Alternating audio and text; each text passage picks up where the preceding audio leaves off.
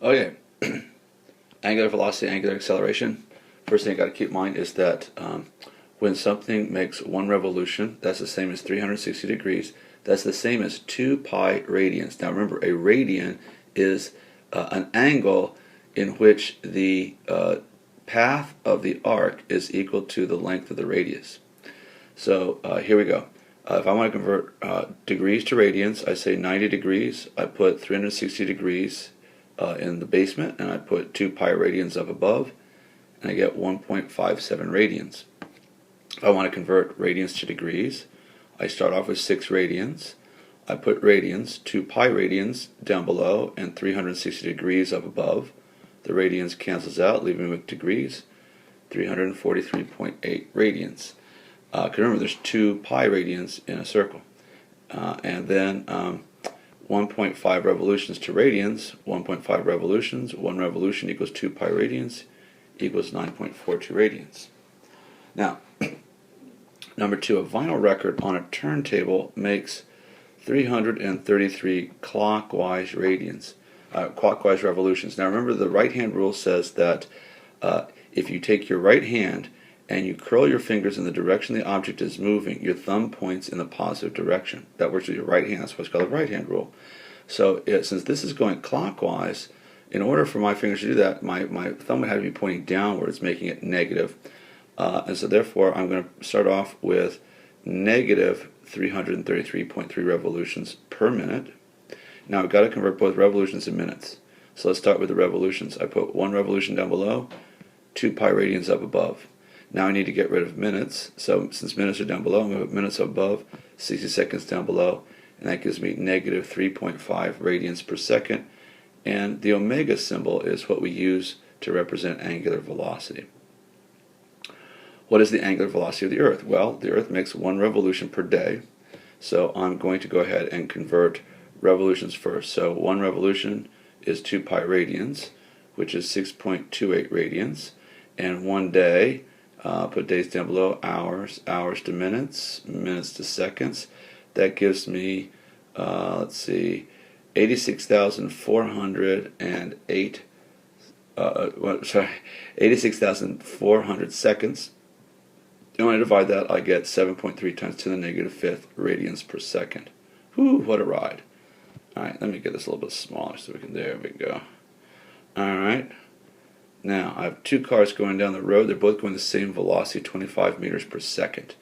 Now, the tires on car A are twice as big as those on car B.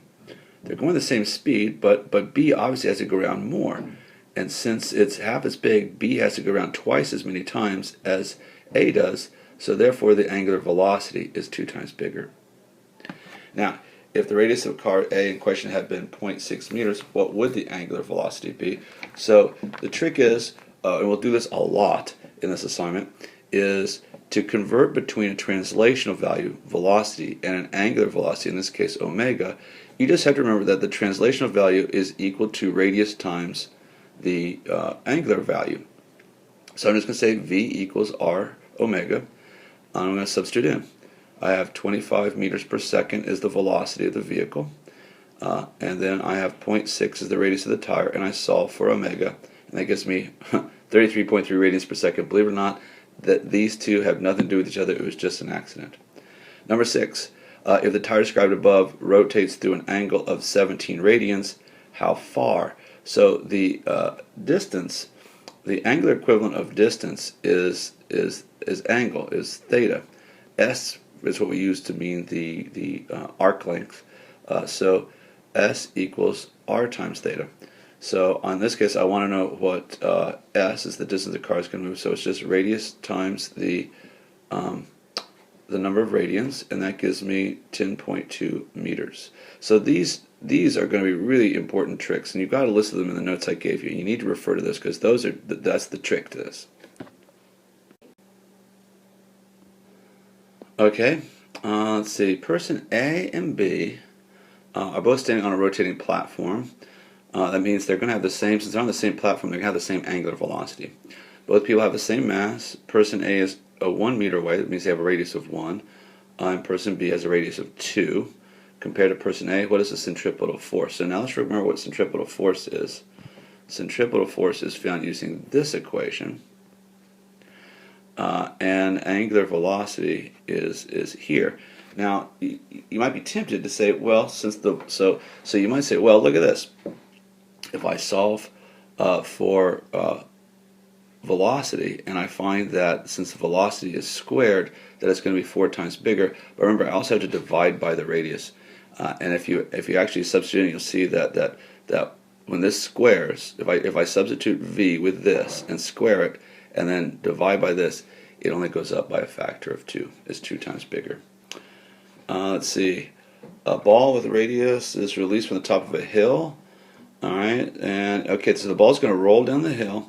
And so the trick here is I got to make sure that I'm using angular values to solve for this. So let's see what I've got here. I'm going to use this equation here. I'm going to use the kinematics equation, but I'm going to substitute instead of v equals v naught plus at.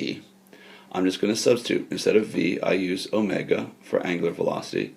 Instead of a, I'll use alpha for angular acceleration, and t is always t. So now let's just substitute in. The initial angular velocity, since it was at rest, is 0. The angular acceleration is 1.6 radians per second squared. The time is 4 seconds. So after 4 seconds, it has an angular velocity of 6.4 radians. Now, how fast is the ball moving after 4 seconds? Well, this is its angular velocity. So what is its translational velocity? Remember, velocity equals r times omega. Now, if I ever say w, forgive me. It looks like a w to me. Okay, so let's see, what we've got is 0.24 meters is our radius, 6.4 is our angular velocity, so that means the translational velocity, how fast it would seem to move to us, is 1.5 meters per second. A circular saw rotates from rest with an angular acceleration of 14 radians per second squared. So far, so good. How long does it take to reach a maximum speed? I hate to tell you this, but we often use RPMs. Like if you look at your car, you see RPMs. RPMs means revolutions per minute, not radians per second, unfortunately, which is what we need. So before I can go further, I've got to convert RPMs to radians per second. So that's what I did here. Basically, I'm going to say 1,500 revolutions per minute. So that's revolutions over minutes. First, I'm going to get rid of the revolutions. 1 revolution is 2 pi radians. 1 minute is 60 seconds. And that gives me 1,571 radians per second. Now that I have that, I can use the kinematics equation, the equivalent of v equals v naught plus at, but in this case omega equals omega naught, angular velocity final equals initial angular velocity plus angular acceleration times time. I'm going to substitute these values in. 15.71 is the angular velocity it ended up with. It started off with an angular velocity of 0. It accelerated at 14 radians per second squared, and I'm solving for time, and that gives me 112 seconds.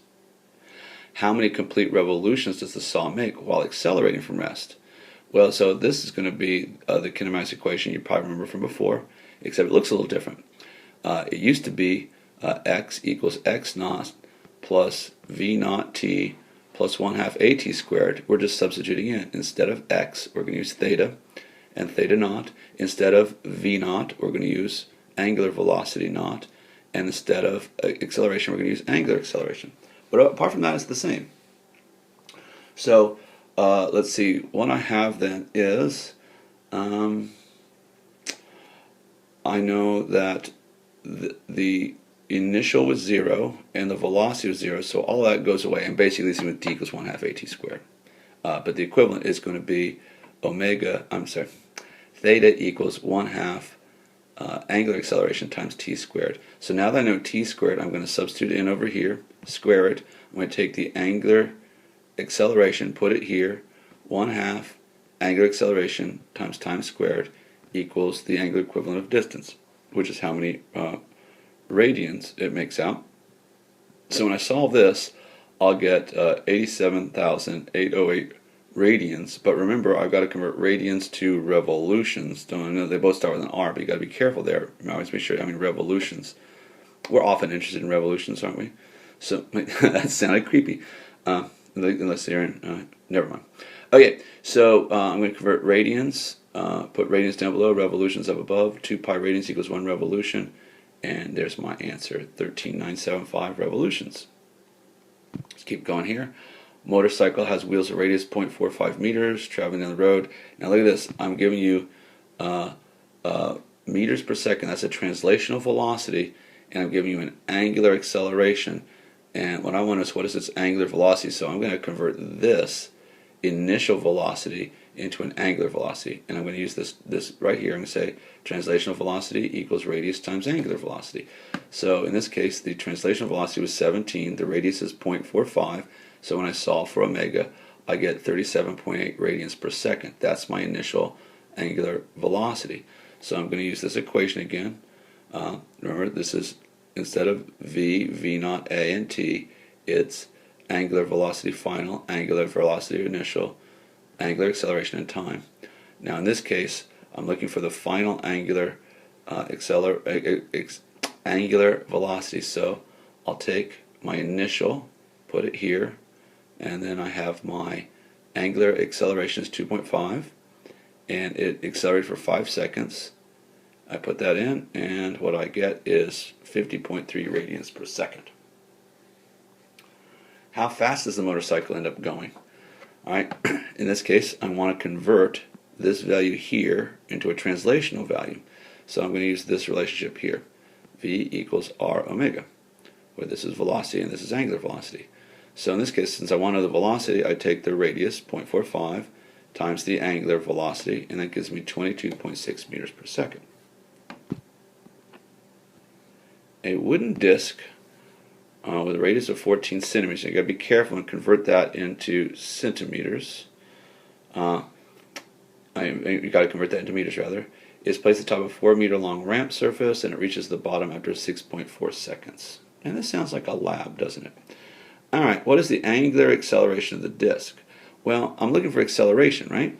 So I'm just going to use my old favorite, d equals 1/2 at squared. Since I'm starting from rest, I'll just use that.